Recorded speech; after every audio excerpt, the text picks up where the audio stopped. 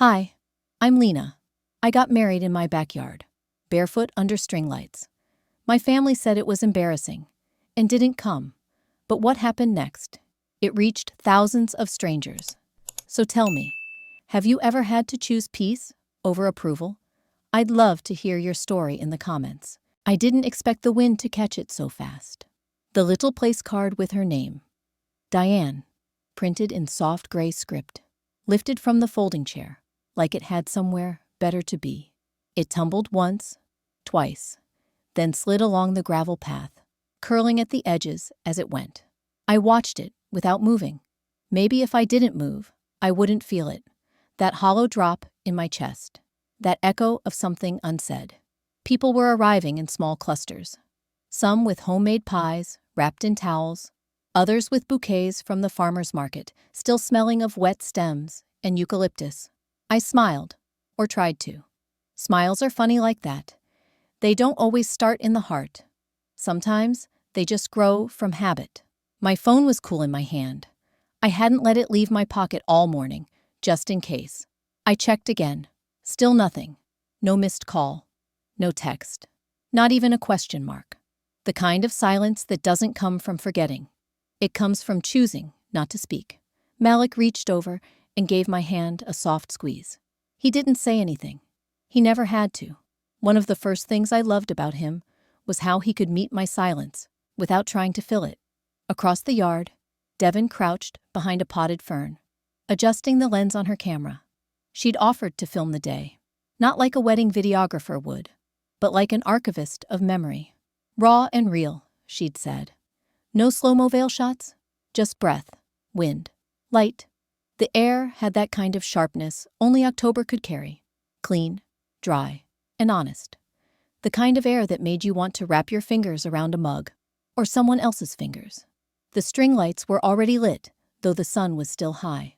I'd insisted on that. There was something magic about lights, glowing in daylight, like hope refusing to wait until dark. Mrs. Carter shuffled in through the side gate with a slow, sweet determination. She wore her church shoes, the ones with the bow, and carried a tiny jar of honey wrapped in brown paper and twine. For luck, she smiled, pressing it into my palm. The good kind, made by bees who know your name. I didn't know what to say, so I just hugged her. That kind of hug that isn't tight or long, but weighted just right. She smelled like cinnamon and old upholstery, like memories. The chairs filled quickly, 25 of them, all borrowed from different homes, some with carvings in the arms, others plain and chipped. A few guests murmured about the wildflowers tied to the backs. Sweet peas and daisies, that's new. But mostly, they sat and waited with the quiet reverence of a gallery opening. Devon gave me a small nod. No music would cue me in, just instinct. I stepped out from behind the lilac bush barefoot. My dress skimmed the ground, catching light in its folds. Claire had sewn it from scratch. Cream-colored cotton, nothing shiny. She'd put pockets in it because I told her I wanted somewhere to keep my vows. And my courage. The path was short, uneven, lined with flat stones. Malik and I had dug out of the backyard 2 summers ago. As I walked, the guests turned their heads slowly, the way people do when something sacred enters their sightline. But I was just Lena. No veil, no corset, no spotlight. Malik stood at the end of the aisle in a navy suit that wrinkled slightly at the knees. His hands fidgeted until he saw me. Then they stilled. There was no officiant. That had been the plan. Just us, standing there, saying what we needed to say, with no witness more important than the sky. He went first. "I thought I knew what home was," he said, voice low but steady, "until I met you and realized I'd never stopped searching. You make me feel like I came home." Something in my chest folded gently. When it was my turn, my hands trembled slightly as I pulled the crumpled note from my pocket. But when I looked at him, the words settled like leaves landing on water. I don't need chandeliers to feel seen. I don't need a ballroom or filet mignon or a monogrammed napkin. I just need you. I need this. Our hands, our path, our quiet. You see me in ways my own family never could. And I promise, no matter how loud the world gets, I'll keep making this kind of quiet for us. My voice cracked near the end. But I let it. No one flinched. No one looked away. The guests clapped, not politely, not perfunctorily, but like something had landed right. Devon's camera clicked softly. A bird trilled from the fence post. Somewhere in the kitchen, someone knocked over a glass, and laughter followed. Later, when we were signing the guest book, Devon leaned in, brushing a wisp of hair from her lens. "You didn't look like a bride," she said softly. "You looked like a poem." I didn't know how to respond to that, so I smiled. The kind that starts in the chest this time. At Ashley's wedding, Mom cried over the centerpieces. She stood there, in that navy blue dress she only pulled out for fundraisers or funerals, looking at a $600 bouquet like it had raised her. "Everything's perfect," she whispered, voice trembling, eyes glassy. It wasn't just the flowers. It was the chairs with sashes, the ceiling draped in tulle, the violinist playing something classical I couldn't name. At mine, she didn't ask what I was wearing. Not once. Not, "What color are you going with?" Or, "Are you wearing a veil?" Or even the lazy, polite, "Send me pictures of the dress." There was no curiosity, just a scoff weeks earlier about us using folding chairs and hand-painted signs. "Are you really going with mason jars?" she said. "That's very Pinteresty." And then she laughed, like the word itself was a punchline. That morning, in my kitchen, I folded the last of the cream linens from our wedding. They smelled like dried lavender and firewood. A small stain near the edge of one. Red wine and something sweet. Maybe the blackberry sauce Malik's cousin made. Refused to fade, no matter how many times I'd soaked it. I smoothed the fabric across the table, tracing the mark with my finger. Some people would call it a blemish. I called it memory. I carried the linens to the storage bin in the hallway closet. Paused. Then doubled back. There was something I hadn't looked at in years. My old hard drive was tucked into a shoebox behind college notebooks. I plugged it into my laptop. Waited for the familiar whirring to kick in. A folder blinked open. Ashley Wedding Full Footage .mp4. The video opened with golden light pouring through tall windows. Strings swelled. Drones danced. It looked like a movie. A wedding designed for Christmas cards and family newsletters. Halfway through the highlight reel, I spotted myself. Not front and center. Not smiling in a line of bridesmaids. In the background, by the buffet, wiping down a silver tray of crab cakes. Someone walked in front of the camera, and when they passed, I was gone again. That's the only time I appeared. 1 second, maybe 2. I remember that night better than I thought I would. My clipboard had a checklist so long I'd taped 2 sheets together. I was the one who told the caterer to hold dessert 10 more minutes because the toasts were running over. I was the one who refilled the bathroom candles. I was the one who calmed down the violinist when her bow snapped during rehearsal. I wasn't a sister that night. I was a production assistant. My shoes were black flats with thin soles. They blistered by hour 3. I'd asked Mom if I could switch to sneakers. Just something more comfortable for the reception. She looked horrified. "Don't embarrass us," she said, glancing at the guests like someone might be watching. When I peeked into the bridal suite before the ceremony, Mom was fluffing Ashley's train like she'd delivered a princess into the world. I stepped in, holding a tray of water bottles. She didn't greet me, just glanced up, then said, "You'll get your turn," and turned back toward Ashley. I never knew what that meant. Your turn for what? For photos? For fake lashes? For a mother who remembered your middle name without double-checking the birth certificate? Back in the present, the laptop fan clicked off. The room felt heavy. Still, I picked up the folded napkins again and laid them gently into a wooden box I'd labeled Reception Memories. That's when I saw the other box, the one with extra name cards we didn't end up using. We'd printed one for everyone, even people we knew wouldn't come, even her. I sifted through the alphabetized stack, carefully inked names on seeded paper that guests could later plant and grow wildflowers. And there it was. Diane Rivera. The corners had curled. A small smudge on the D. I pressed my thumb against it, like I could smooth out the distance between us if I just held it hard enough. But paper doesn't change shape like that. Neither do people. I didn't throw it away. I didn't press it into the compost bin or rip it down the middle. I tucked it beneath the edge of the table runner. Out of sight, but not out of reach. That's when my phone buzzed. Devin. Hey love, rough cut is ready. Want to see it tomorrow? I paused, reread it, then typed back, yes, wouldn't miss it. She replied with a heart emoji. Just one. Enough. Then another buzz. This one from a name I hadn't seen light up my screen since the day before the wedding. Mom.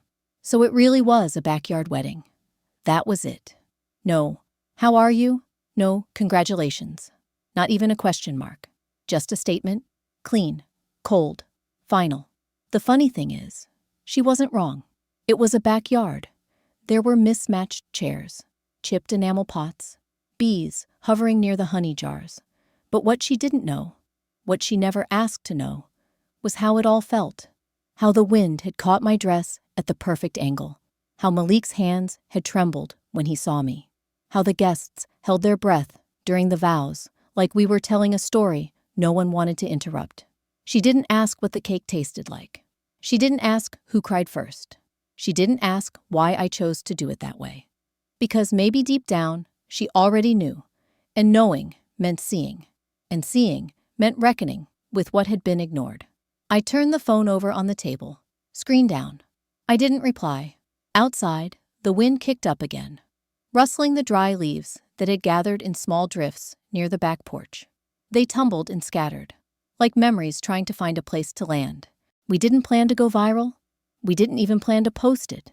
The morning Devin dropped off the flash drive, it was raining. Not a storm, just the kind of steady Portland drizzle that turns the whole world gray in a quiet way. Malik was in the kitchen, boiling water for tea, and the windows had fogged up from the warmth inside, meeting the dampness outside.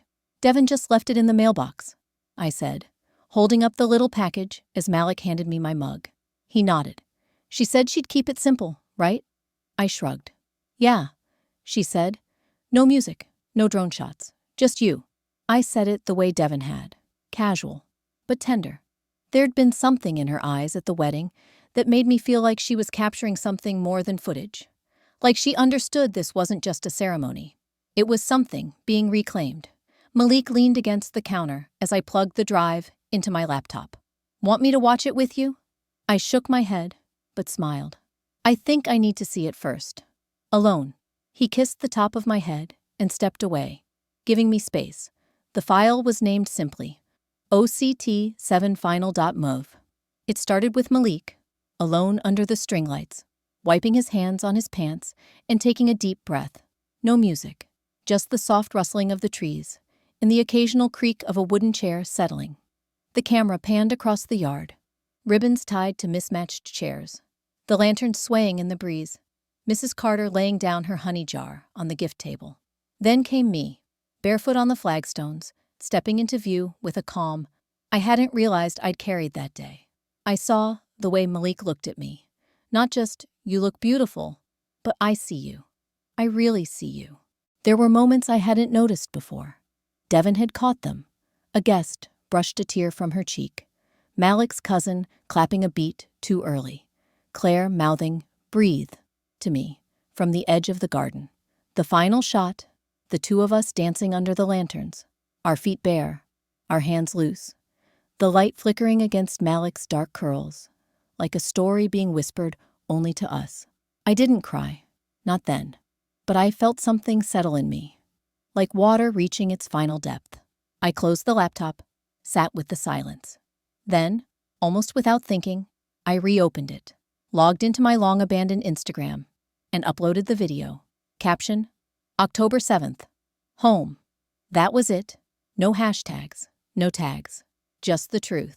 I closed the app, went back to my tea, and folded a dish towel while the rain kept at its quiet work outside. That night, Malik and I made grilled cheese and tomato soup. We watched reruns of old sitcoms and played cards until the power flickered. The next morning, my phone was buzzing before I even opened my eyes. 21,000 views. By lunchtime, 53,000. By dinner, Devin had texted me 3 links to small wedding blogs. In one Reddit thread titled, "This might be the most intimate backyard wedding ever filmed." I didn't know what to feel. I wasn't chasing validation. I didn't post it for applause, but the comments started rolling in. This feels like a love letter. I cried and I don't even know them. This is what weddings should be. The bride didn't even wear shoes. I want this level of peace. Malik leaned over my shoulder at one point, reading with me. People really love it. I nodded slowly. It's weird. They weren't there. They don't know us. But somehow, they still get it. He wrapped his arms around me from behind, resting his chin on my shoulder. Because truth doesn't need a guest list. Later that night, I got a message from an indie wedding magazine, The Kindred Press. I'd followed them for years. Hi, Lena. Someone sent us your wedding video, and we'd love to feature it in our November issue. Would you be open to an interview? I didn't reply right away. Instead, I opened my group chat with 2 cousins I hadn't seen since I was 12. Messages had started trickling in that afternoon. Cousin Bree. Wait, this is your wedding. It's everywhere. I thought it was a film short. Uncle Tom forwarded text. Beautiful. Why weren't we invited? That last one made me laugh. Loudly. I wasn't sure if it was out of relief or disbelief. We'd invited everyone who mattered. What people did with that invitation was on them. But then the text that stopped me came in. Just a single line. Mom. People are asking why we weren't there. You made us look heartless. No greeting. No punctuation beyond the period. Just a fact, wrapped in accusation. I stared at it for a long time. Let the words settle the way only her words could. Under my skin, between my ribs. Malik came into the room and saw my face. He sat down beside me without asking. Read the screen over my shoulder. He was quiet for a few seconds. Then he spoke, soft and steady. You should let her watch it, he said. I turned to him. Why? She's already made up her mind. Not for her, he said, brushing a strand of hair behind my ear. For you. I didn't send an invitation. I sent a time and a place. That's all she needed. Friday, 3 p.m., 224 Hawthorne. No RSVP required. I sent it the way you'd send a weather forecast. Neutral, factual, impossible to argue with. I didn't add context. Didn't explain why. Just a line of text. Not for her, for me. She replied 6 hours later. Fine. No punctuation. Just like always. The studio Devin had booked was small, tucked between a secondhand bookshop and a vegan donut place, with lavender glaze and cardamom sprinkles. The doorbell made the softest chime when I stepped inside, the kind that sounded like wind passing through glass. The space was quiet and warm. Burnt orange walls, mismatched rugs, 2 folding chairs placed in front of a modest screen. A projector rested on a low table, humming faintly, like it was breathing. Devin was already there, adjusting the screen's alignment. She wore a hoodie with the sleeves pushed up, and her curls tied back in a red bandana. She didn't speak, just gave me a nod, the kind that said, "You good?" and "You've got this," at the same time. I nodded back. At 3:09, the door opened. She entered like she was arriving for a donor luncheon. Pearls, heels, tailored gray coat. Her hair was pinned into a perfect twist, not a single strand out of place. Her eyes scanned the room with polite skepticism. Quaint, she said. I didn't answer. I walked to one of the chairs and sat down, smoothing the front of my sweater. She didn't sit immediately. She looked at the lighting, the old wooden floor, the faint scent of clove and old film reels in the air. Then, with careful movements, she lowered herself into the second chair. Devin walked past us quietly, remote in hand. She placed it gently on the small table between us. Play when you're ready, she said, then disappeared behind the black curtain that led to the back room. I picked up the remote and clicked once. The screen flickered to life. No music, just wind, leaves rustling, a faint creak of a chair, someone adjusting their coat. Then came Malik, wiping his palms on his pants, glancing at the sky like asking for courage. My voice was the next sound, not from narration, from real life, raw. Ready? As I'll ever be, he said. The ceremony unfolded slowly. No edits, no transitions. Just real time. The backyard glowed, not with fairy lights or filters, but with something more stubborn. Something like truth. Diane sat still, arms folded, legs crossed neatly at the ankle. For the first few minutes, She stared straight ahead, like watching an unfamiliar foreign film.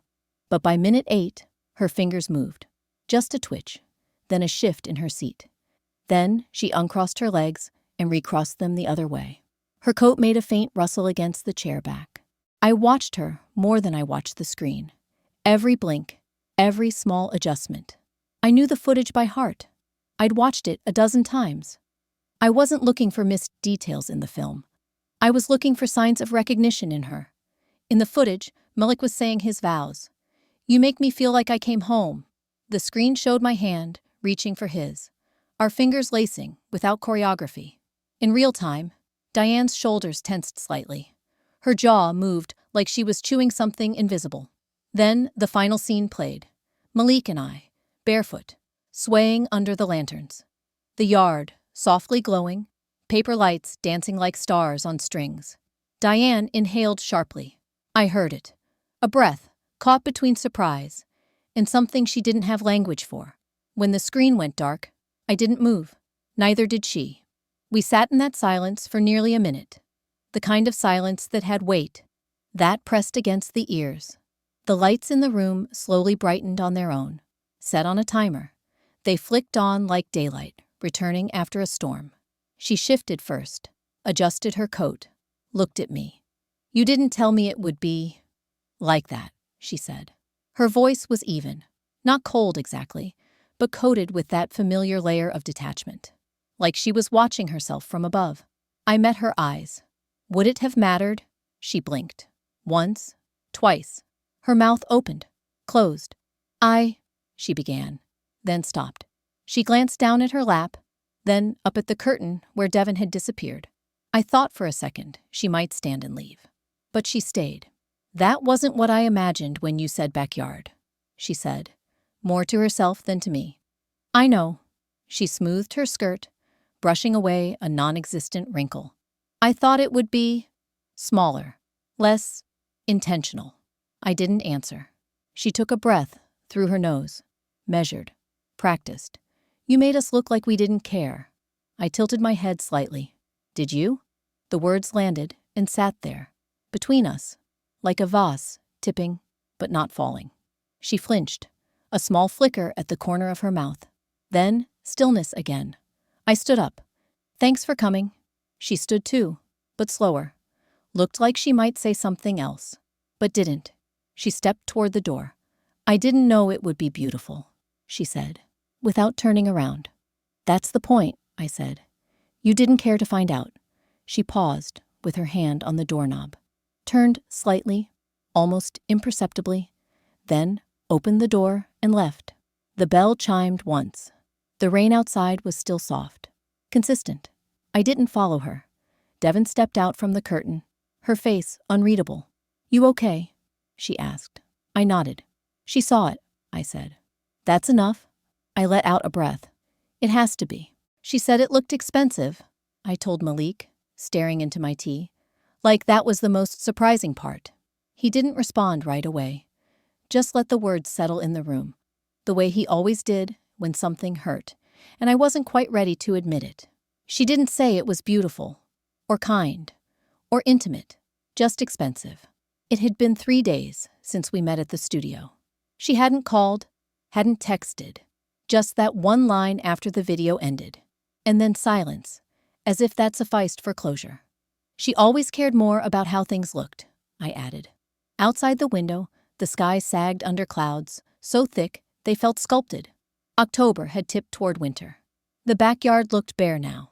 No lanterns, no folding chairs, just damp soil and forgotten flower stems.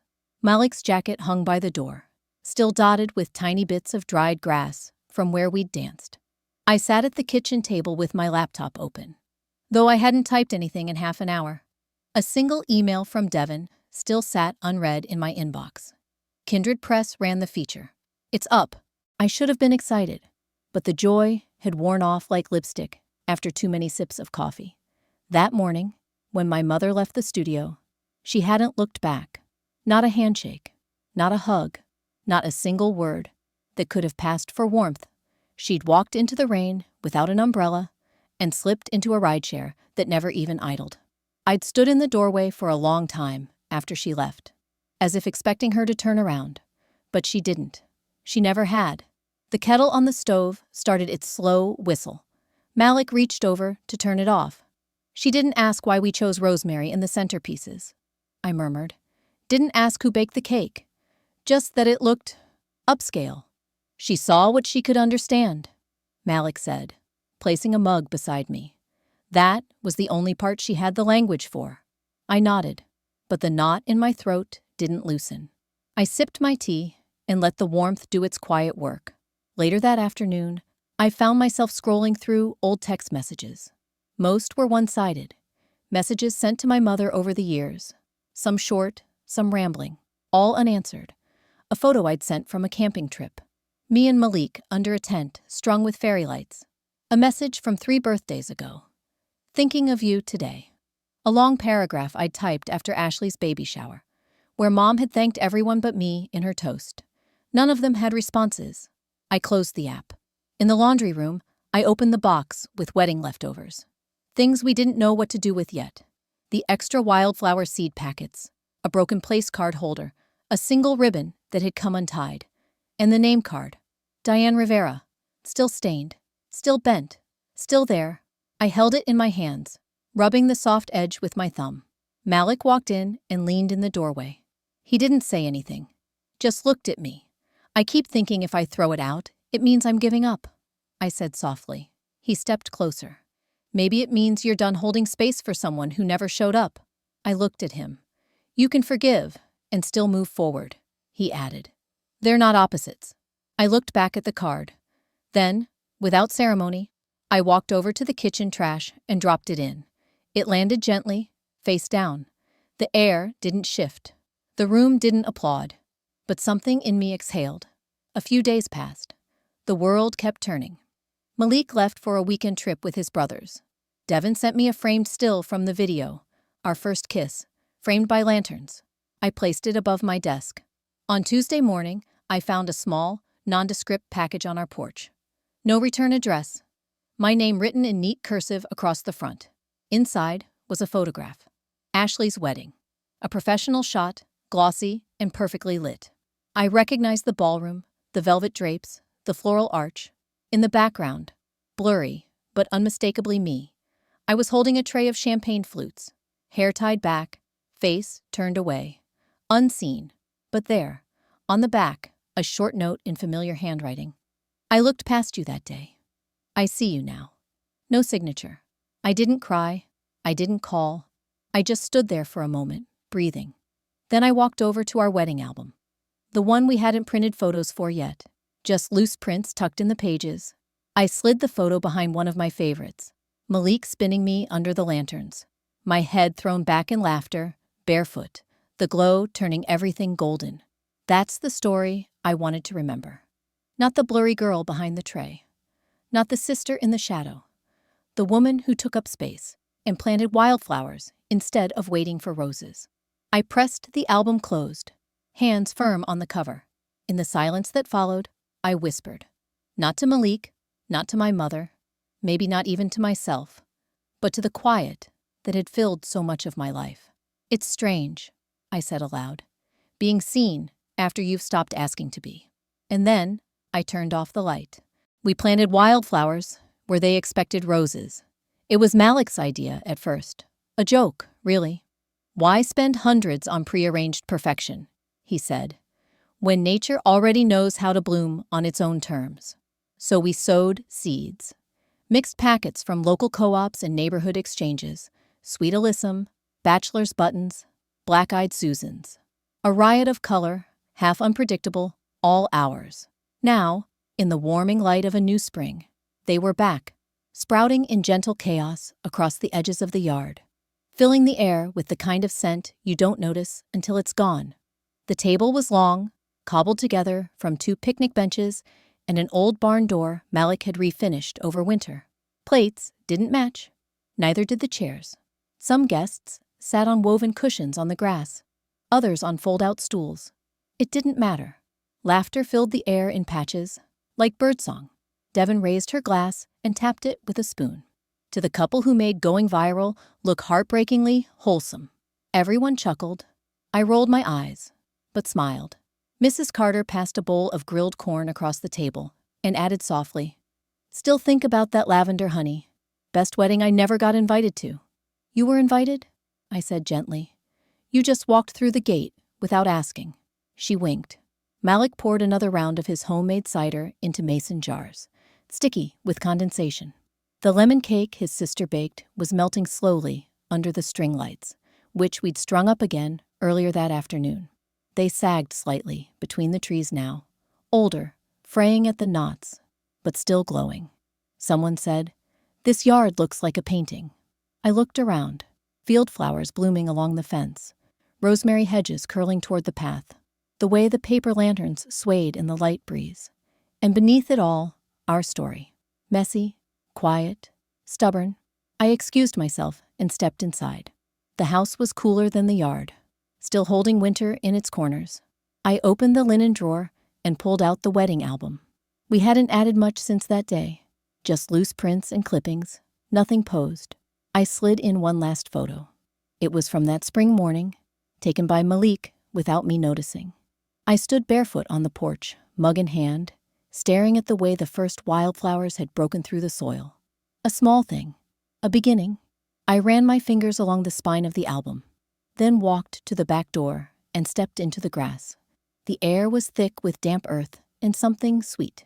The guests kept talking behind me, Devin's laugh sharp and bright, Malik's voice low and warm. I opened a small box from my pocket, seed packets I hadn't used, ones I'd saved not for beauty, but for timing. I knelt at the edge of the garden, fingers digging into the soil, and planted them quietly. It wasn't a ritual, not exactly. It just felt right to keep adding. When I stood, the breeze caught my hair and lifted it gently behind me. I closed my eyes for a second, not to imagine anything different, not to wish anyone back, just to feel it, the weight of being here, whole, unapologetic, not waiting to be seen, not asking anymore. Someone called my name from the table, but I didn't rush. I took one more breath, let the wind move through me like a song too soft to hum. This wasn't the wedding they imagined, but it was ours, and it stayed. The wildflowers are blooming again, right where we planted them. No one asks why they're not roses anymore. Sometimes, the peace we long for doesn't come from being understood, but from no longer needing to be. Love, when it's real, grows in quiet soil. It doesn't always arrive with applause, but it stays. And when someone finally sees you, after all the years of being overlooked, you learn how to see yourself better too. If this story reminded you of someone you've waited on or walked away from, feel free to share your thoughts. You never know who might be planting their own wildflowers next.